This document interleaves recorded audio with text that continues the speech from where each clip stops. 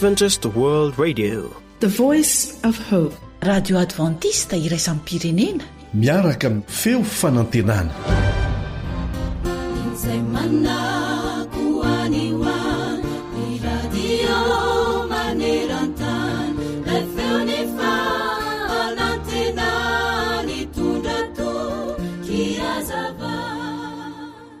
Eo amin'ny fiainana dia ilainao no mangina ary manaiky fa diso ianao.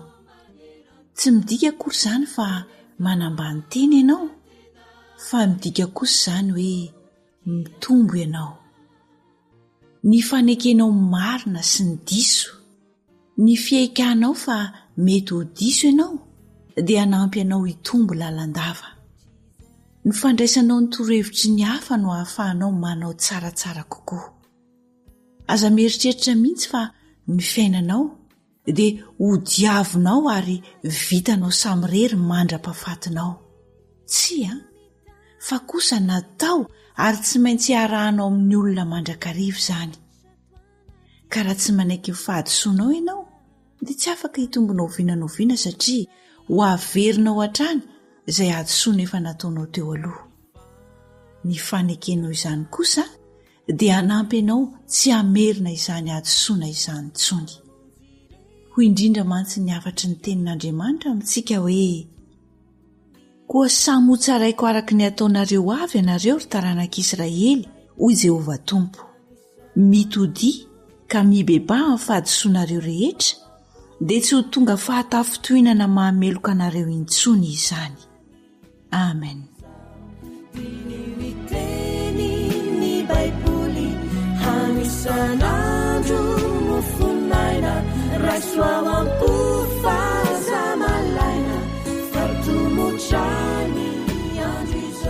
Ankoatra ny fiainoana amin'ny alalan'ny podcast dia azonao atao ny miaino ny fandaharany radio AWR sampana teny malagasy amin'ny alalan'ny Facebook isanandro amin'ny ity pejy ity feo fanantenana. Alasaro ny faminanin'ny Baiboly. Alasaro ny faminanin'ny Baiboly. Fianarana mitohitohy ireo faminaniana apokaliptika ao amin'ny Baiboly no man'ny radio Adventista iraisam-pirenena na ny feon'ny fanantenana ho anao.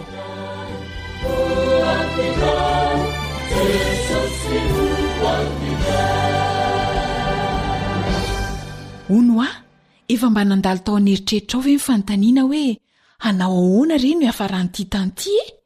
Manana fanontaniana mikasika ireo faminanian'ny Baiboly ve ianao? Tena misy ve ny adiny tsara sy ny ratsy eto an-tany? Mpandray anjara amin'izany ady izany ve sika sa tsia? Dia inona ny efaran'izany? Mampiahy anao ve izay ho avoaka ny ampitso? Manana olazaina mikasika an'izany rehetra izany ve ny tenin'Andriamanitra? Ovaliantsika ao anatin'ny fanalana sarona amin'ny faminanian'ny Baiboly ireo fanontanian'ireo.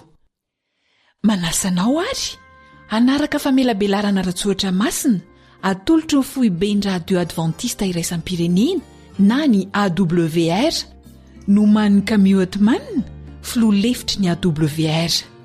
Ny namanao Eliandry amin'ny tantsoa no nolotra izany amin'ny teny malagasy.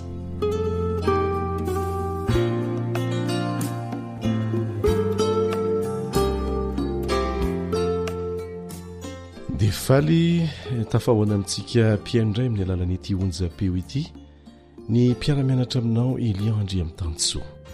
Ny feon'ny fanantenana no miaraka aminao.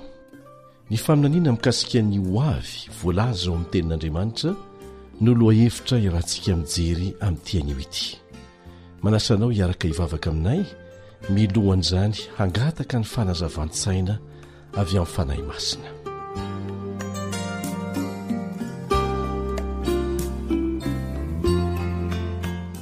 Raina hitokana izay any an-danitro.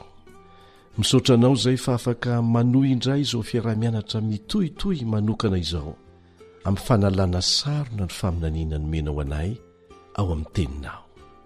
Mamelahy ny heloko ny tsiraray aminay ary mangataka ny fanahinao endry hampianatra anay ny teninao amin'ny anaran'ilay Jesosy sokonay. Amen.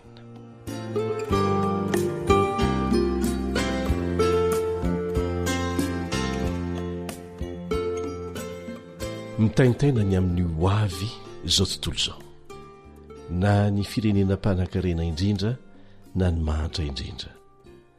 Fantatrao ve ny hoavy n'izao tontolo izao?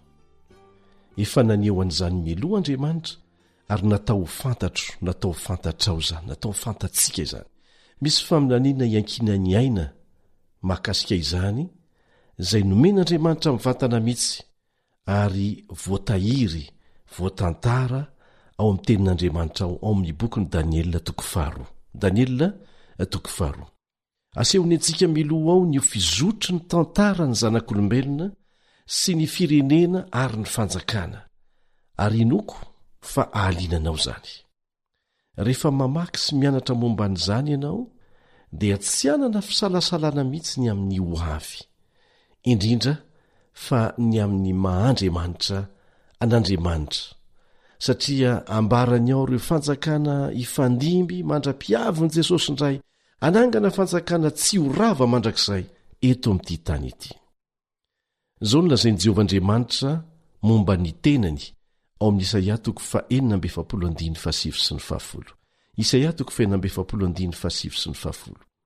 Tsarovo ny zavatra taloha izay fa lasa ela, fa izaho no Andriamanitra ka tsy misy hafa, izaho no Andriamanitra ka tsy misy tahaka, izay manambara ny farany hatramin'ny voalohany ary manambara hatramin'ny ela izay tsy mbola natao akory, dia ilay manao hoe ho toy ny fikasako ary hefaiko ny sitrapoko rehetra. Ha! Eto Andriamanitra dia nampanantena mazava amintsika fa ilaza miloa izay zavatra hitranga hatrany am-piandohana ka hatramin'ny farandro. Ka dia manasanao aho hanokatra ny baibolinao ary hamaky izay voarakitra ao amin'ny boky ny Daniela toko 4. Daniela toko 4. Io faminaniana fo io dia manome toky atsika fa eo ambany fitariany fanan'Andriamanitra dia azo atao tsara ny anala sarona, ny ahafantatra mazava tsara ireo faminaniana sarotra raisina rehetra ao amin'ny Daniela sy ny Apokalipsy. Faminaniana izay manazava amintsika ny amin'ny fifanandrinana na ny fifandonana na ny ady lehibe indrindra misy eto an-tany dia ny ady eo amin'ny tsara sy ny ratsy. Andeha isika hanao dia miverina eo amin'ny tantara amora ny fatakaranao an'izany. Iverina any amin'ny 900 taona talohan'i Kristy mihitsy isika. Ho any amin'ny tanàna lehibe anankiray izay tsy mbola nisy toaritra eto amin'ny planeta tany, tsy izay izany fa Babilôna. Dia hiditra ny eritreritra ao amin'ny lapan'ny mpanjakan'izany firenena ngezabe izany isika, izay vita tamin'ny volamena mamiratra. Rehefa natory ny Nebokadnezara mpanjakan'io tanàna io, dia nivadibadika sy nivadimandry tampoka teo am-pandriny. Nanofo izy, tsapany fa tena nofo lehibe le izy, dia taitra tampoka izy sady sahiran-tsaina satria tsy sarony ilay nofy, kanefa azo ny antoka fa tena nirakitra afatra goavambe ho azy mihitsy.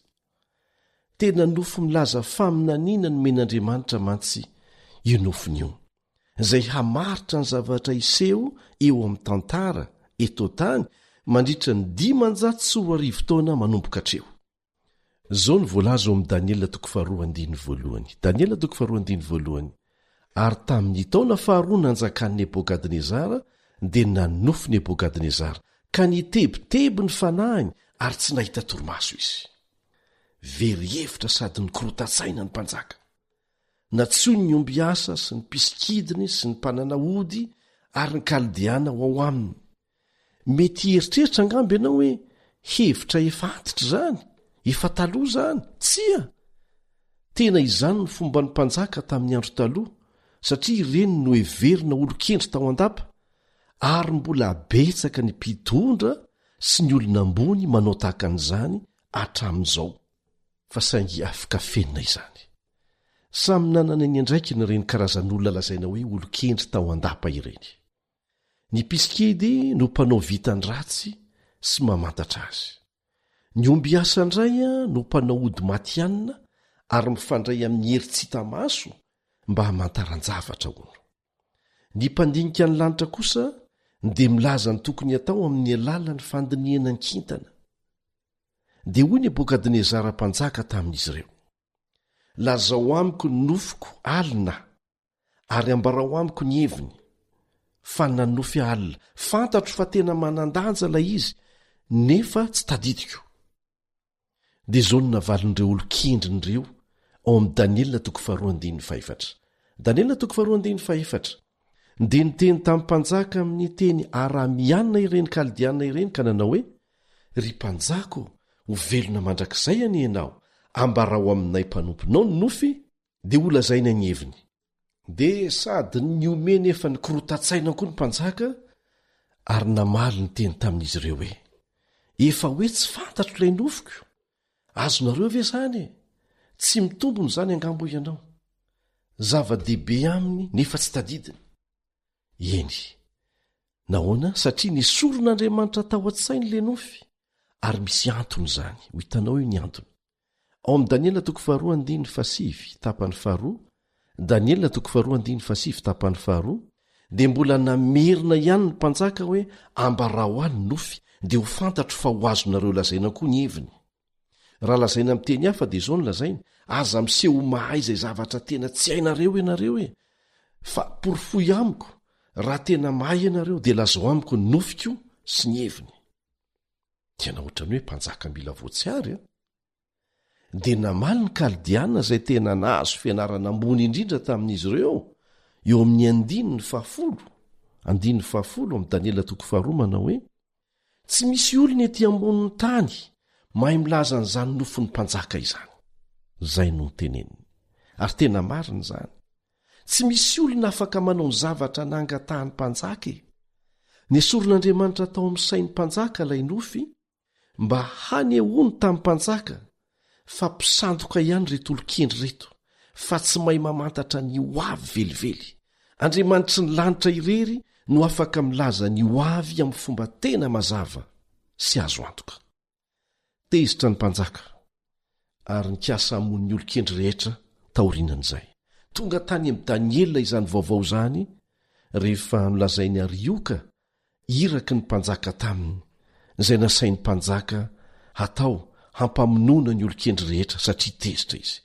Tsy naman'ireo mpiskidy sy ny naman'ireo mantsy Danielina, fa kosa anisan'ireo olo-kendry ny mpanjaka ihany izy, fa tsy anisan'izay nantsoina. Dia nitantarainy Arioka taminy ny olana ny tranga izay natonga ny mpanjaka ho tezitra mafy. Nomena lalana ankeo anatrehan'ny mpanjaka Danielina taorinan'izay dia hoy izy tamin'ny mpanjaka hoe: omeo fotoana fa hivavaka hankataka amin'ny Andriamanitro, ilay Andriamanitra namorona antsika, ary izy no haneho ny nofy izay hitanao tao amin'ny efitranonao sy hanomeny heviny dia hiverina aminao aho hanazava azy. Tena fahasahiana lehibe ny Danielina satria azo ny antoka ny amin'ny Andriamaniny. Rehefa nivavaka Danielina dia nasehon'Andriamanitra azy ny nofy sy ny heviny. Eny, tena marina tokoa zany fa ny zava-miafin'Andriamanitra ry havana dia asehony sy azavainy amin'ny lehilahy sy ny vehivavy miresaka aminy amin'ny fahatsorany fony rehetra amin'ny alalan'ny vavaka. Dia izao no toy ny tantara ao amin'ny Danielina 2:7. Danielina 2:7. Ianao ry Andriamanitra ny razako, no deraiko sy isaorako, satria nomenao fahendrena sery aho, ary ankehitriny efa nampahafantarinao aho izay nangatahanay taminao, fa nampahafantarinao anay ilay nofy ny mpanjaka. Taorian'izay dia niseho tamin'ny mpanjaka Danielina ary nilaza taminy fa tsy hainy ny omby asa sy ny piskidy ary ny kaldiana ny milaza ny nofy sy ny heviny. Dia izao no toy ny teniny eo amin'ny Danielina 2:7. Danielina 2:7. Kanefa misy Andriamanitra ny an-danitra izay mampiseho zava-miafina ka mampafantatra ny Nebokadnezara mpanjaka izay ho tonga roviana any amparany. Mario tsara fa tsy mba nankalaza ny tenany Danielina eto, tsy nirehire izy, fa nanome manontolo ny voninahitra ho an'Andriamanitra. Ary tena tiako zany satria zava-dehibe loatra mampiavaka ny tena mpanompon'Andriamanitra marina, tsy eo amin'ny molotra fotsiny fa ny amin'ny fo manontolo. Ary nahoana tokoa moa isika no haka voninahitra ho an'ny tenantsika amin'ny zavatra nataon'Andriamanitra amin'ny alalantsika mahamenatra zany. Asa raha fantatrao fa eto amin'ity planeta tany misy antsika ity dia misy rafitra ara-pivavahana roa ankehitriny. Ninona zany atoko-pivavahana, endri-pivavahana dia tafiditra ao anatin'io rafitra ara-pivavahana roa io, na amin'ny andaniny izy na amin'ny ankilany. Ny anankiray dia mifantoka amin'ny fivavahana sy ny fanompoana na ny fiankohofana amin'olombelona saingy mody atao amin'ny anaran'Andriamanitra. Ary ny iray kosa dia mifantoka amin'ny fanompoana an'Andriamanitra sy ny fivavahana amin'ny mivantana, ny fiankohofana amin'ny mivantana. Ary miteraka ady ao anatin'ny olona tsirairay eto ambonin'ny tany zany karazana rafi-pivavahana roa samihafa izany, fa miseho amin'ny endrika samihafa. Mbola isy moa ny fotoana iresantsika an'izany ao anatin'izao famelabelarana ratsoratra masina mitohitoy izao, fa ndao aloha hiverina amin'ny fanohizana ny fianarana mikasika ny faminaniana lehibe voalaza ao amin'ny Daniela 4 isika. Zao ny toy ny teny nataon'i Daniela tamin'ny mpanjaka rehefa nanambarany nofy sy ny hevitry ny nofy tamin'izy. Ao amin'ny Daniela 4:1-20. Daniela 4:1-20. Ary Jehova no mandahatra ny andro sy ny fotoana. Izy no manaisotra mpanjaka sy manangana mpanjaka. Izy no manome fahendrena ho an'ny hendry sy fahalalana ho an'izay mazava saina. Mahafinaritra koa zany. Tsy ny olombelona ny tompony teny farany, fa Jehova Andriamanitra. Raha lazaina amin'ny teny fohy, dia nolazain'Andriamanitra tamin'ny alalan'ity faminaniana nasehony tamin'ny alalan'ny nofy ity ireo fanjakana matanjaka indrindra eto tany hifandimby manomboka teo amin'ny fanjakan'ny Nebokadnezara tao Babilôna, mandra-piavin'ny fotoana ananganan'Andriamanitra fanjakany eto tany izay haritra mandrakizay. Nolazain'Andriamanitra melofa tsy maintsy handimbo ny fanjakany Babilôniana izay nitarehan'i Nebokadnezara izay nandray ilay nofy, ny fanjakan'ny Mediana sy ny Persianina. Dia tsy maintsy handimbo ny Mediana sy ny Persianina koa ny fanjakana Grika, ary ny Grika dia mbola horesen'ny Romanina indray aorianan'izay, ary aorianan'izay indray dia fanjakana mizarazara no iseho eto ambonin'ny tany, dia ny ampira Eoropeanina amin'izao andro misy antsika izao zany, milohan'ny hevin'i Jesosy indray. Ny sisa moa dia ny manodidina azy. Voakasika dolo izao tontolo izao. Zao ny voalaza ao amin'ny Daniela 4:17. Daniela 4:17. Kanefa misy Andriamanitra ny an-danitra izay mampiseho zava-miafina ka mampafantatra ny Nebokadnezara mpanjaka izay ho tonga ny amparany.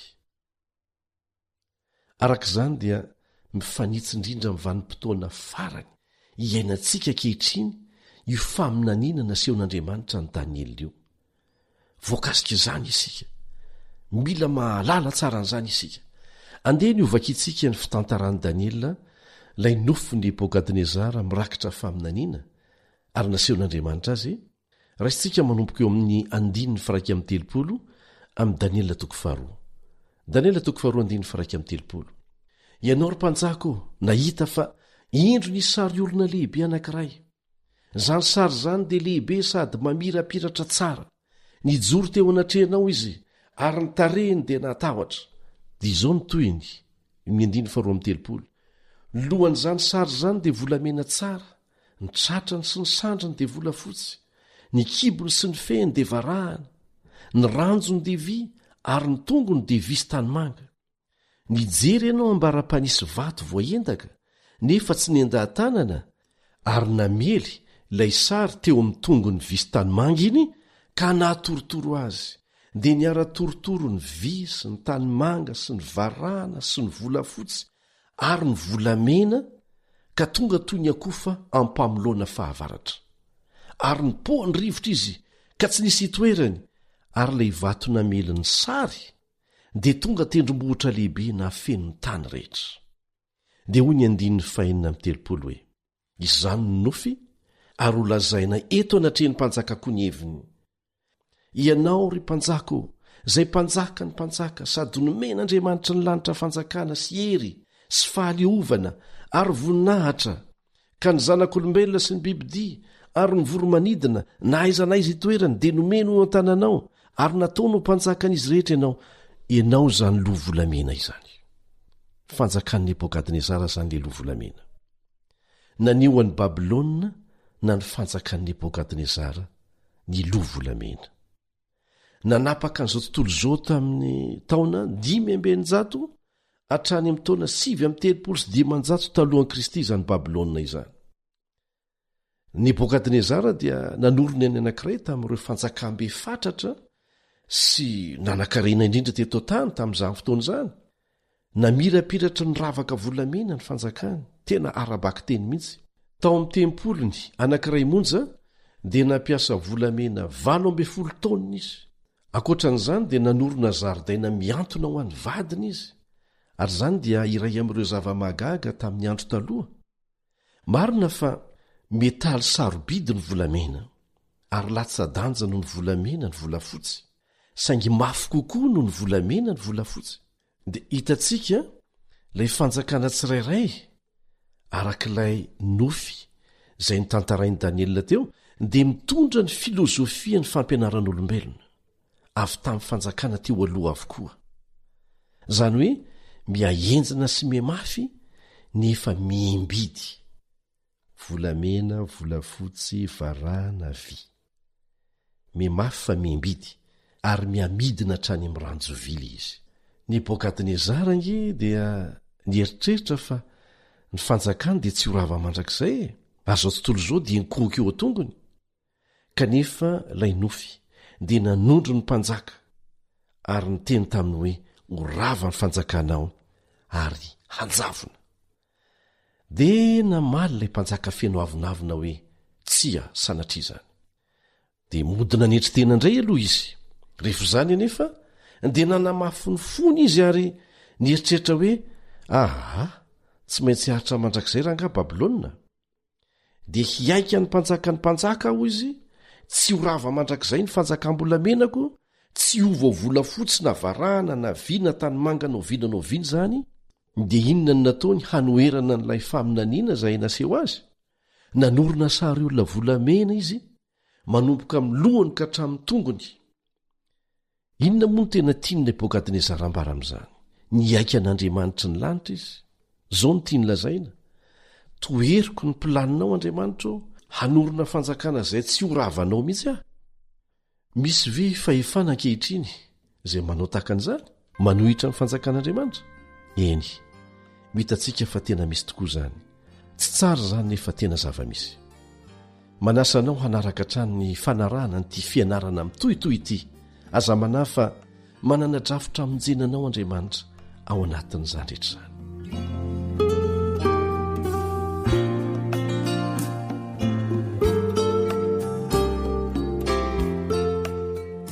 Mitoy ny faminaniany Daniela eo amin'ny toko faharoa, amin'ny Daniela toko faharoa 2:30. Ny tratrany sy ny sandriny dia volafotsy. Izany hoe aorian'i Babilôna dia isy fanjakana hafa iseho. Hitanao ve ary dia niseho arabaky teny tokoa izany teo amin'ny tantara. Resy ny Mediana sy ny Persiana ny Babilôniana. Tsy ilainao ny maminavina ny mety ho hevitry ny faminaniana eto. Jereo fotsiny Daniela toko faharoa 7:30 manazava an'izany. Zao ny voalaza eo: manarakaraka anao dia isy fanjakana hafa hitsangana ambany noho ny ianao, kanefa andreseanao. Milaza mieloany faminaniana ny Baiboly, fa tsy haritra mandrakizay ny fanjakan'i Babilôna, ary dia nitranga tokoa izany. Isy fanjakana ray hafa hitsangana. Aseho ny tantara mazava amin'ny fomba nahatanterahana izany. Ao amin'ny Daniela toko 5 ahitantsika ny Belsazara, zafikely Nebokadnezara, nanao fanasana ho an'ireo tandapany misa 10. Dia niboboka tovay izy ireo, no tendrena ny mozika, no fihin'ny lehilahy nanao akanjo lava, ireo vehivavy nitafy akanjo feno rentirenty, tao anatin'ny fanaranam-po tamin'ny fisotroana sy ny mozika ary ny fitondratena nanintona. Natsahatr'Andriamanitra tampoka nefa ny fetin'ny Belsazara. Dia nisy ratsan-tanana izay tsy an'olombelona nanoratra ny reto teny reto teo mirindry ny toerana izay nanaovany lanonana. Mene tekela oparesiana. No hoe menea dia izao ny dikany, ny sain'andriamanitra ny fanjakanao ary no faranany. Ny hoe tekela dia izao indray no heviny, nolanjaina tamin'ny mizany ianao ary tsy ampilanja. Ary ny oaparesiana na pereza dia izao ny dikany, voazara ny fanjakanao ary nomena ho an'ny mediana sy ny persiana. Dia tanteraka arabaky teny izany. Eny Andriamanitra tokoa no tompony teny farany amin'ny fotoana tsy ampoizina ho an'ny fitondram-panjakana rehetra, naiza misy azy. Ny fanazavan'i Daniela dia azo hamarinina amin'ny boky ny tantara rehetra momba ny Babilôna amin'izao fotoana izao. Hitanao ao fa Kirosy, ilay jeneraly nitafika iombona ny fanjakana mediana sy ny persiana tamin'izay fotoana izay, no nanongana ny fanjakana feno avinavon'ny Babilôna. Ary efa nilazain'Andriamanitra miloha tamin'ny alalan'ny mpaminany Isaia ny amin'io Kirosy io, 500 taona teo eo milohany nahaterahany. Everony izany faminaniana mahagaga izany, nampanoratana ny Isaia zany tany amin'ny taona 800 talohan'i Kristy tany ho any. Zao nolazain'ny Isaia ary Isaia 1:7. Isaia 1:7. Zao nolazain'i Jehova amin'ny voaosiny de Kirosy, zay no tantanako tamin'ny tanany ankavanana mba handreseko firenena eo anoloany sy hamahako ny fehikibon'ny mpanjaka, mba amoako varavarana eo anoloany ka tsy rindrina intsony ny vavady. Dia takan'izao tokoa ny fomba nisehoany izany rehefa nanafika amin'ny Babilôna miaramila ny Kirosy.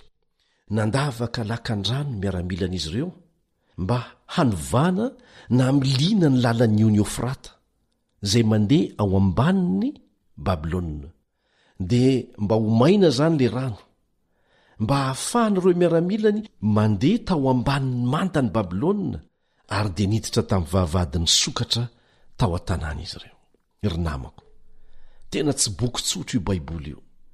Rehefa manokatra an'io zasy ianao, dia manokatra ny tenin'ilay Andriamanitra velona, lay namorona antsika, lay mifehy ny tantara, tsy misy diso ny faminaniny, ny manaiky an'izany no azontsika tao. Tiozatsika ny fanehoana ny fahatanterahany faminaniana no men'Andriamanitra ny Daniela. Daniela 2:7. Daniela 2:7. Ary isy fanjakana fahatelo koa, zay varahana sady anam-pahefana amin'ny tany rehetra. Ahoana ny fomba nsehoany izany? Nitarika ny tafiny goavana Aleksandra lehibe niaraka tamin'ireo fiadiny vita varahana. Aleksandra lehibe zay mpitary tafika Grika. Raha makany amin'ny fitehirizam-bakoka any Akropolisy, any Atèna, any Grèce na Grika amin'izao fotoana izao ianao, dia ahita fa mifanaraka amin'izany tokoa ny zava-misy ho an'ity firenena fahatelo zay aseho amin'ny endriky ny varahana ity.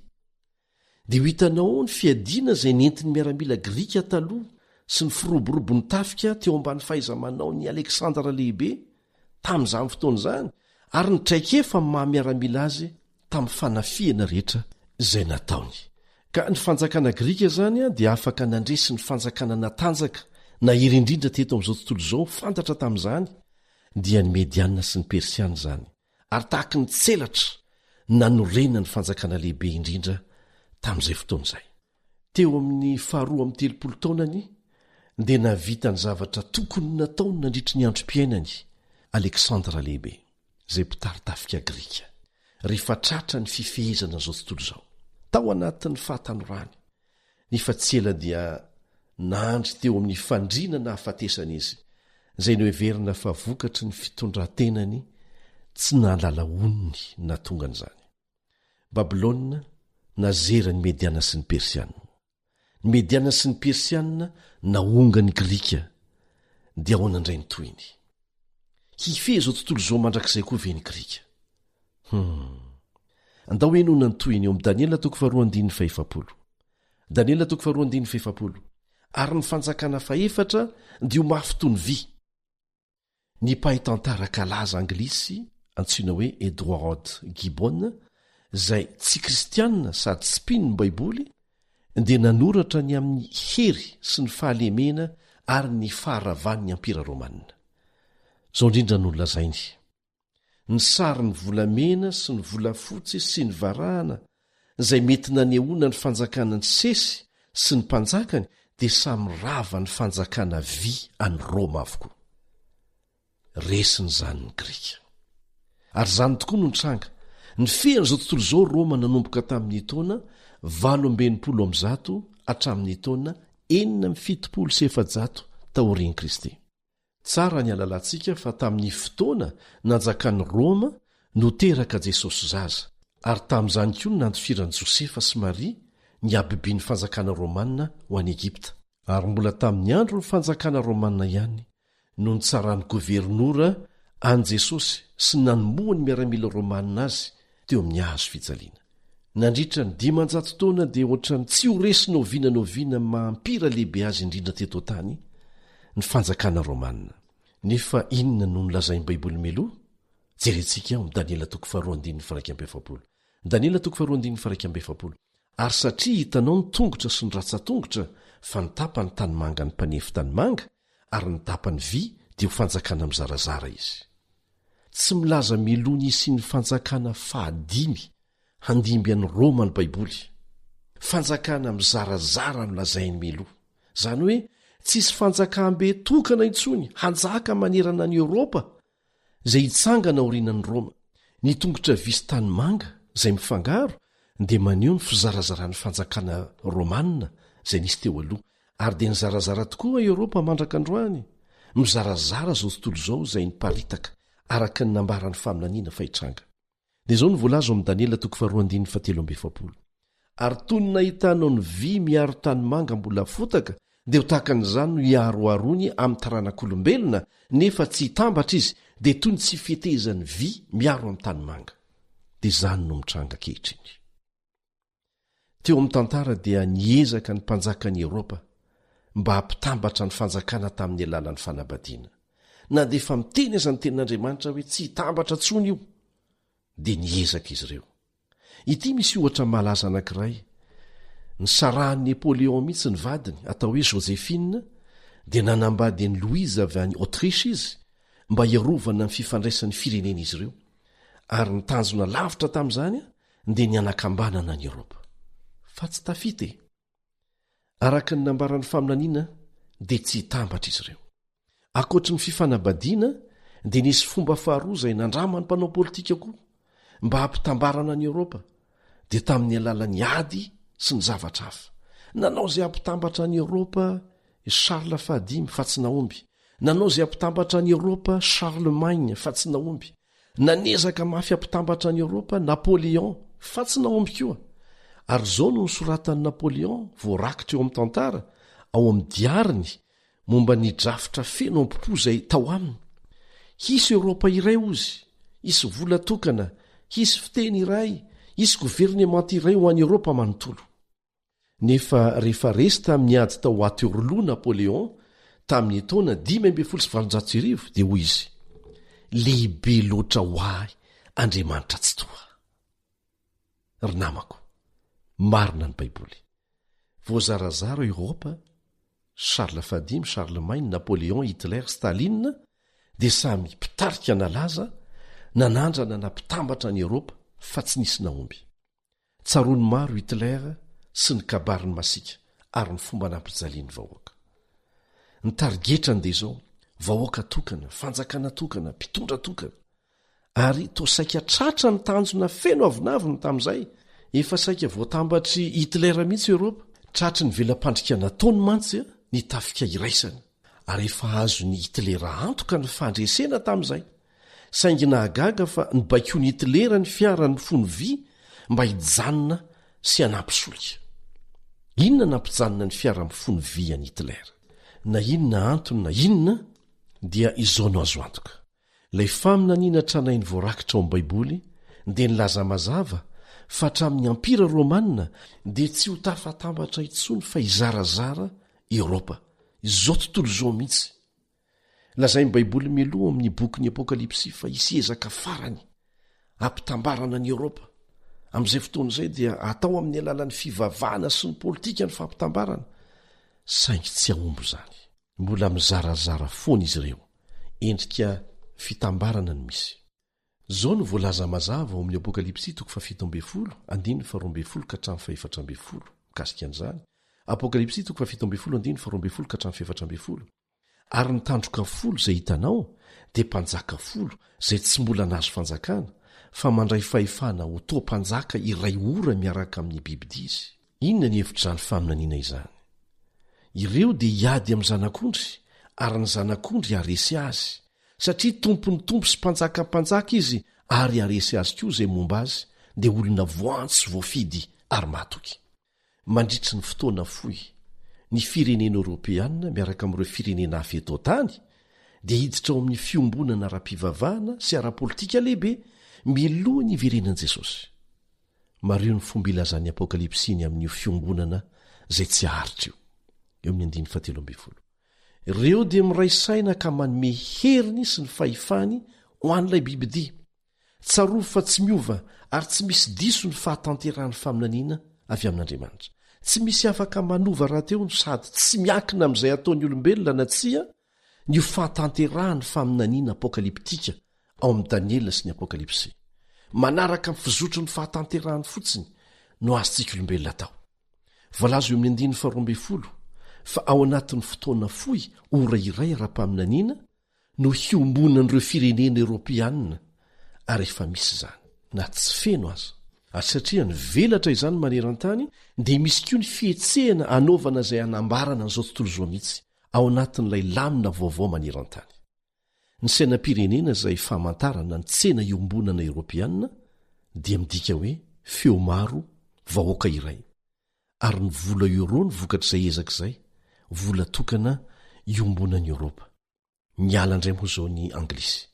Milaza amintsika amin'ny Baiboly eo amin'ny Apokalipsy fa hisy ezaka farany ampitambarana ny vahoaka maneran-tany mba hanomana ny fahefan'ny bibidia izay ampitambatra azy ireo ara-politika sy ara-pivavahana eo ambany rafitra goavambe anankiray. Tsy hitambatra izy ho ny tenin'Andriamanitra. Rehefa mitranga ny ady sy ny korotana miaraka amin'ny tsy fahampiakanina, ny areti-mandringana, ny fahasairanana ara-toekarena dia aseho amin'ny fomba mahafinaritra ny foto-kevitra hoe zao tontolo izao iray, fiarahamonina miray ho tonga iray isika izay ihan'ny vahaolana. Tahaky ny marina, tahaky ny tsara. Ny Baiboly anefa dia milaza fa saina iray no manetsika azy ireo, ary ny tanjona dia ny hanome ny heriny sy ny fahefany ho an'ny bibidia. Dia izao ny voalaza eo amin'ny 14. Ireo dia hiady amin'ny zanak'ondry, ary ny zanak'ondry haresy azy satria tompony tompo sy mpanjakampanjaka izy, ary haresy azy koa izay momba azy dia olona voantso sy voafidy ary matoky. Ny zanak'ondry voalaza eto fandresy azy ireo dia tsy iza fa Jesosy. Tsy maintsy ho tanteraka eo amin'ny tantara izay nolazain'Andriamanitra ao amin'ny Daniela 4. Tahaka ny nahatanterahan'ireo faminaniana teo alohany, ny tsy maintsy hahatanterahan'ny ambiny rehetra ny fiavian'i Jesosy sisa. Tahaka ny drafitra efa voasorotra ary tsy maintsy hitohy hatramin'ny farany izany. Izay no mahafaminaniana apokaliptika azy hamafisina ihany. Tsy miovy io na inon'inona nataon'ny zanak'olombelona. Ry namako, tsy mitrangatranga ho azy akory ny tetika ara-politika rehetra eto tany. Ireo zava-miseho rehetra isaky ny minitra dia famantarana fa ho avy tsy ho ela Jesosy, mpanjaka ny mpanjaka. Ny fiverenany indray no hany fanantenana ho an'ity planeta tany ity, izay mijoro amin'ny tongotra visy tany manga efa hianjera sy hopotika tanteraka. Zao ny voalazan'ny Daniela 4:7. Daniela 4:7. Nijery ianao ambara-panisy vato voaentaka nefa tsy nentahan-tanana ary namely ilay sary teo amin'ny tongony vy sy ny tany manginy ka natorotoro azy. Dia izao ny toy ny eo amin'ny 4:7 amin'ny Daniela 4 ihany. Daniela 4:7. Ary amin'ny andron'ireo mpanjaka ireo Andriamanitry ny lanitra dia hanorina fanjakana izay tsy ho rava mandrakizay.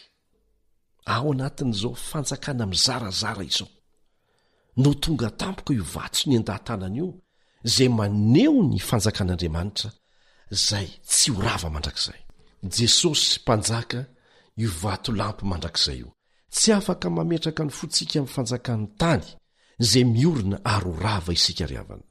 Mandalo izy ireny ary nofonofo fotsiny, saingy azontsika hametrahana ny fitokisana kosa ny fanjakan'Andriamanitra izay tsy ho rava mandrakizay. Manao ny adiditsika isika maha-olo-pirenenantsika, saingy tsy afaka miantehitra amin'izany amin'ny ho avintsika satria efa nilaza miloa izany ny tenin'Andriamanitra ao anatin'ny ady farany maneran-tany isika ary efa andalana ny famonjenantsika ny fanjakan'i Kristy izay tsy avy amin'ny olombelona dia ho avy ary andrava ny fanjakana rehetra eto amin'ity tany ity. Mila fanavaozana ny zavatra rehetra simba ny fahotana ry havana ary tsy misy afa-tsy ilay Andriamanitra namorona azy ihany no afaka manao an'izany fa tsy olombelona efa rotiky ny faharatsiana. Hoy ny voalaza ao amin'ny Apokalipsy 3:10. Dia nisy feo mafy tany an-danitra nanao hoe ny fanjakana amin'izao tontolo izao dia efa lasa ny tompontsika sy ny Kristiny ary izy no hanjaka mandrakizay. Ny etaeta lehibe ao amin'ny fon'ny olombelona dia ny fiadanam-po, ny fahazonantoka no aviny, maniry fiarahamonina milamina isika izay azontsika mitaiza ny zanantsika tsy misy tahotra ny ady, ny fahantrahana, ny areti-mandringana tsy tiantsika hisy intsony izany. Maniry ho avy feno fanantenana isika fa tsy ho avy mampatahotra.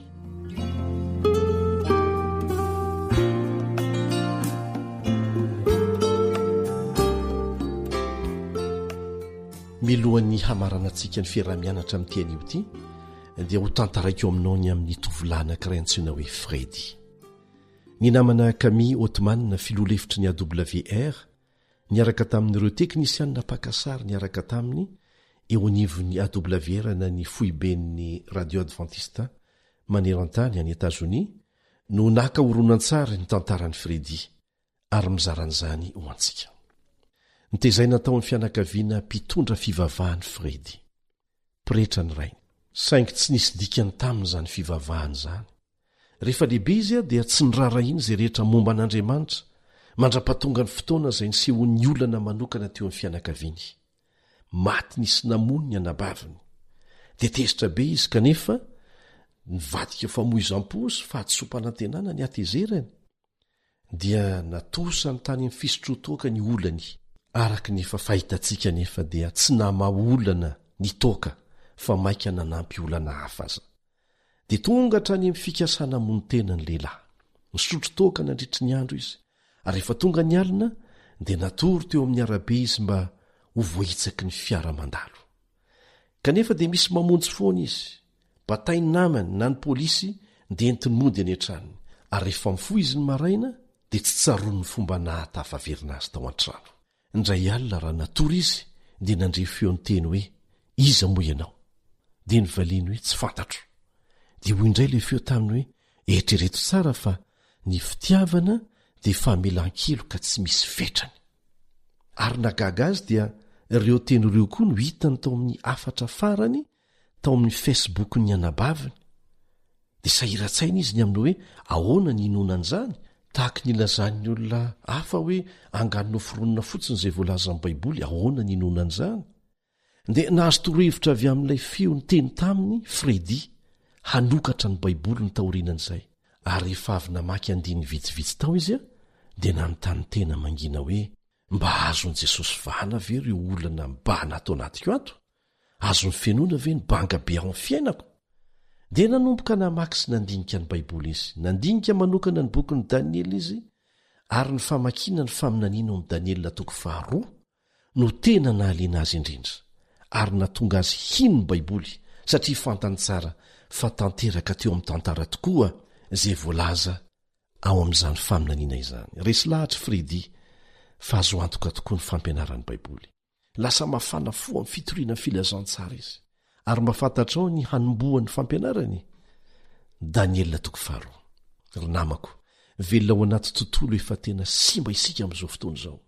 Tsy misy valiteny azo antoka azon'izao tontolo izao efa trotraka omenantsika. Andriamanitra irery ihany no manomeny valiteny azo antoka ao amin'ny teniny. Araka ny efa hitantsika teo. Velona ao amin'ny fotoana ny ratsa-tongotra visy tany manga mifangaro sika amin'izao. Ao amin'ilay sary olona lehibe izay ny anarantsika teo. Fantatsika fa tsy ho ela intsony ilay vatso ny enda-tanana dia hanapotika ny fahefana rehetra nisy teto an-tany ary ijoro eto mandrakizay. Ho avy Jesosy hanorona ny fanjakany. Tia ho tonga ao amin'izany fanjakana mandrakizay izany aho. Ary tiako ho tonga ao koa ianao. Eo ampiandrasana an'izany dia ny tompontsika no mitrotro ity tany ity tsy hirodana. Tsy misy zava-mitranga tsy ampoizon'i Jesosy eto amin'ity tany ity. Izy no mifeny zavatra rehetra ary miteny amintsika izy mba tsy hatahotra mila matoky azy fotsiny isika tsy te hino venao ami'tian'io ity fa misy Andriamanitra ny an-danitra izay mpanjaka sy mpamonjintsika, Andriamanitra tena tiantsika ary nanome antsika tao anatiny indray mitompo maso ny amin'ny fomba hitrangany toy zavatra rehetra eo amin'ny tantarany tany ary nataony izany mba hananantsika fanantenana azo antoka mikasika ny ho avy miaraka aminy. Izy ny tompo ny teny farany, mazava ny teniny ary tsy miovisy, azo tsika ataony miankina tanteraka amin'ny teniny ry havana. Mitady anao Andriamanitra amin'tian'io ity. Manasa anao izy hampandroso azy ao am-ponao. Manasa anao hanapa-kevitra, hamantatra marina ny amin'Andriamanitra sy ny fanjakany. Dia ilay Andriamanitra mpamorona sy mpamonjy antsika. Ry namako, azon'Andriamanitra atao ve manao ny fonao sy ny sainao ho faritra azo ny hanjakana amin'tian'io ity? Raha en'ny valiteninao, hisoratra anarana amin'ny reto 2 na larana telefonina zay omenanao reto.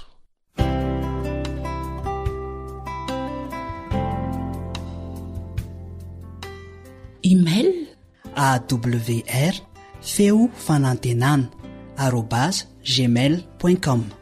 Page Facebook awr feony fanantenana na ny laharany finday 034 06 797 62.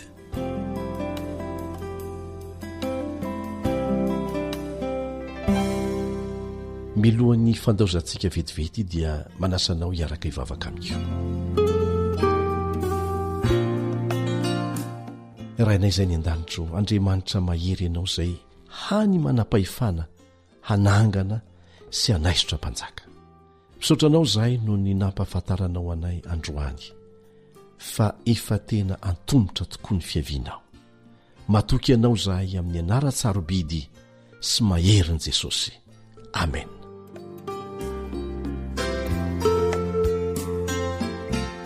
Ry namako, te hiona aminao eto indray aho amin'ny fandarantsika manaraka. Ny amin'ireo famantarana ny lazain'i Jesosy fa iseho milohan'ny iverenany no iarahantsika mijery akaiky. Voalaza ao anatin'ny Baiboly ve ny Covid-19 ohatra? Manantena ho tafahoana aminao indray ary amin'ny loha hevitra manaraka. Tena tianao Andriamanitra ary mampitandrina anao mialoha ny amin'ny zavatra iseho. Tsy mampatahotra izy fa mampandre antsika. Fidio ny lalan'Andriamanitra, fidio hatrany izany, mandram-peona vetivety ary.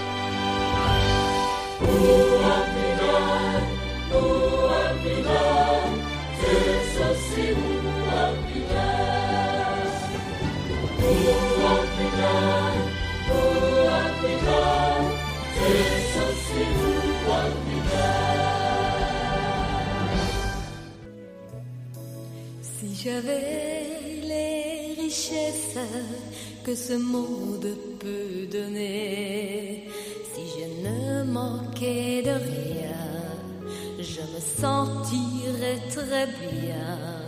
Mais tout cela ne m'apporterait pas la paix. L'amour que Dieu a pour moi, je ne le connaîtrais pas. Ça ne me suffirait pas, non, ça ne suffirait pas pour payer l'amour de la croix où Jésus est mort. Je ne peux pas acheter une goutte de ce sang qu'il a versé pour me sauver. Ankoatra ny fiainoana amin'ny alalan'ny podcast dia azonao atao ny miaino ny fandaran'ny AWR sampana teny malagasy amin'ny alalan'ny Facebook isanandro amin'ity pejy ity. AWR feon'ny fanantenana. Je pourrais distribuer à ceux qui en sont privés tout cet argent que j'aurai entre mes mains, mais je ne pourrai jamais gagner mon éternité. Ça ne me suffirait pas, non, ça ne suffirait pas pour payer l'amour de la croix où Jésus est mort. Je ne peux pas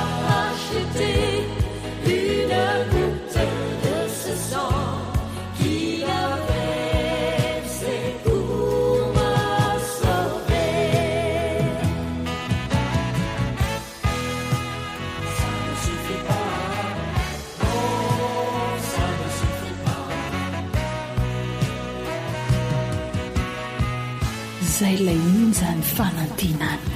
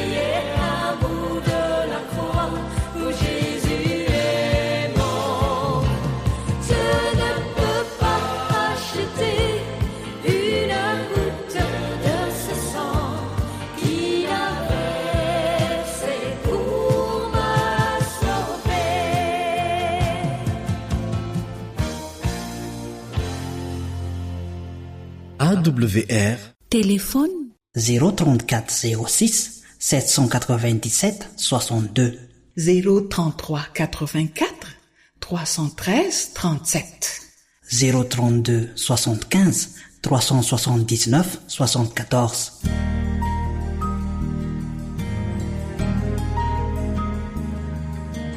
Faneteninao no fahamarinana. Taridalana manokana fianarana baiboly avoaka ny fiangonana advantista maneran-tany. Iarahanao amin'ny radio feo fanantenana.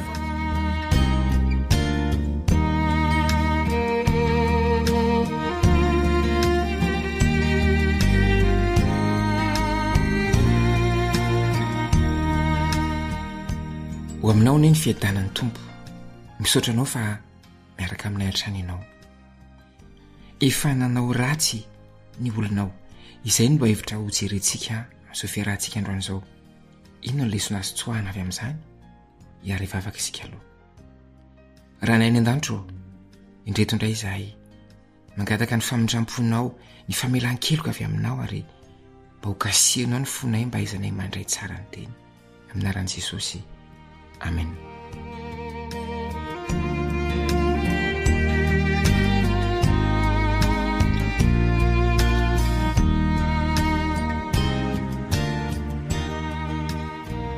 Efa nanao ratsy ny olonao, oloniza. Vakitsika ny Exodosy 2:17 sy 9. Exodosy 2:17 sy 9. Amin'ny anaran'i Jesosy. Ary ho Jehova tamin'i Mosesy, mandehana midina ianao fa efa nanao ratsy ny olonao izay nentinao niakatra avy tany amin'ny tany Egipta. Nalaky nivily niala tamin'ny lalàna izay nasaiko ny nalehany izy, ka efa nanao ombola kely anidina ho azy. Ary efa niankohaka teo anatrehany sy namono zavatra tao fanaritra taminy izy, ka nanao hoe, io no Andriamanitra ao ry Israely, izay nitondranao niakatra avy tany amin'ny tany Egipta. Nahoana no nasain'Andriamanitra niverina ho any an-tobon'ny Israely Mosesy? Rehefa nitodika tany amin'ny sampy ny Israely, dia tafasaraka tamin'ilay ten'Andriamanitra, ilay nanafaka azy ireo tany amin'ny fanandevozany tany Egipta. Nanome tsy ny mivantana azy ireo ny tompo nanao hoe, nanao ratsy ny olonao, ka tonga hatramin'ny fanomezam-boninahitra sary vongana toy ny hoe io no namonjy azy tamin'ny fanandevozana. Mifanohitra tanteraka amin'izay nolazain'Andriamanitra tamin'izy ireo tao amin'ny didy 10 zany. Tena zava-dratsy io fandavana ny fanatrehan'Andriamanitra sy ny asa mahery nataon'io. Nanjary diso sy simba tanteraka ny fisainany sy ny fihetseham-pony. Ho an'i Ezekiela mpaminany, ny fanompo-tsampy no fototry ny fahoriana rehetra nanjoa ny vahoakan'Andriamanitra, ary avy amin'izany no nipoiran'ny fahotana hafa rehetra. Asaiko ianao hamaky izay voalaza ny Ezekiela 4:12-12. Ezekiela 4:12-12. Ny Ezekiela 20:12-14. Ary ny Ezekela toko 2 andiny voalohany ka hatramin'ny 12. Ezekela toko 2 andiny voalohany ka hatramin'ny 12. Matetika isika no manontany tena hoe nahoana ny mpino fahiny no mora ambakaina sy sarotra anarina toy izany ka mivavaka amin'ny sampy maro ataon'olombelona. Dia matoky tanteraka isika fa tsy hanao zavatra toy izany mihitsy. Ny fanontaniana mipetraka nefa dia hoe tena afaka amin'ny sampy marina ve isika? Mety ho hafa ny bika manendriky ny sampy ankehitriny, nefa lalana mitovy ihany no hitaomany ny olona. Izay rehetra maka ny toeran'Andriamanitra no atao hoe sampy, ary na fantatsika aza fa tsy mety zany dia mbola tompontsika ihany ary ataontsika matetika. Anjakany ny eritreritsika, baboiny ny fitiavantsika, alainy ny fotoanantsika, ary ny saintsika afantony aminy mihoatra noho ny amin'Andriamanitra. Mety hanandevo ny fisainantsika mihitsy aza zany. Raha ny marina dia manahaka izay banjintsika isika, ary tsy misondratra mihoatra noho izay Andriamanitra tompontsika. Raha tsy ataonao ivo ny fiainanao Andriamanitra, dia tsy maintsy isy Andriamanitra hafa haka ny toerany. Raha tsy misitraka sy mizatra amin'ny fanatrehan'Andriamanitra velona isika, dia hankamamy sy hanokana ny fiainantsika ho an'ny zavatra na olona hafa. Mety iseho amin'ny endriny samihafa ireo zavatra anolontsika any Kristy, ohatra ny avinavina, ny fitiavan-tena, ny vola, na fahefana, na firaisana ara-nofo, na sakafo, na fahitalavitra, na zava-mahadomelona, alkôla, fisainana maloto sy sary vetaveta, fahafinaretana sy asa. Mety ho fanatanjahantena, mety ho fianakaviana, na lalao video, sary mihetsika, fiantsenana, shopping, firehan-kevitra politika, mety ho mozika izany, na mety ho toerana izany, na anaram-boninahitra, na mari-pahaizana sy ny sisa. Mbola azo tohizana io lisitra io. Mahay mamorona isika olombelona, azontsika hovana ho sampy avokoa izay rehetra tsara, izay rehetra kanto ary manandanja.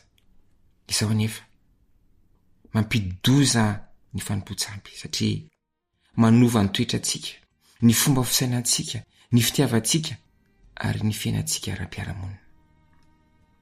Manova ny maha isika antsika izany, raha tokony ifandray amin'ny hafa amin'ny fomadio isika, dia manjary pokaty sy tsy misy dikany akory ny fifandraisantsika, ary tsy mahavonjy antsika amin'ny farany.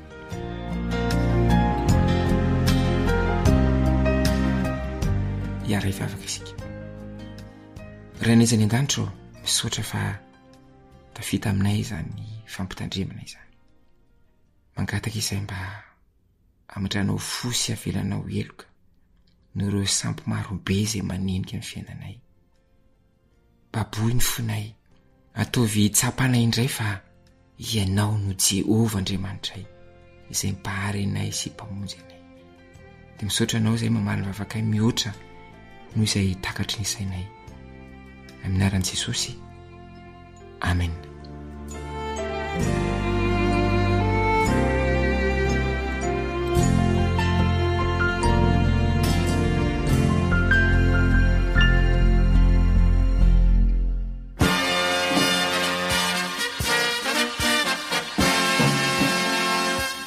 Adventist World Radio, The Voice of Hope.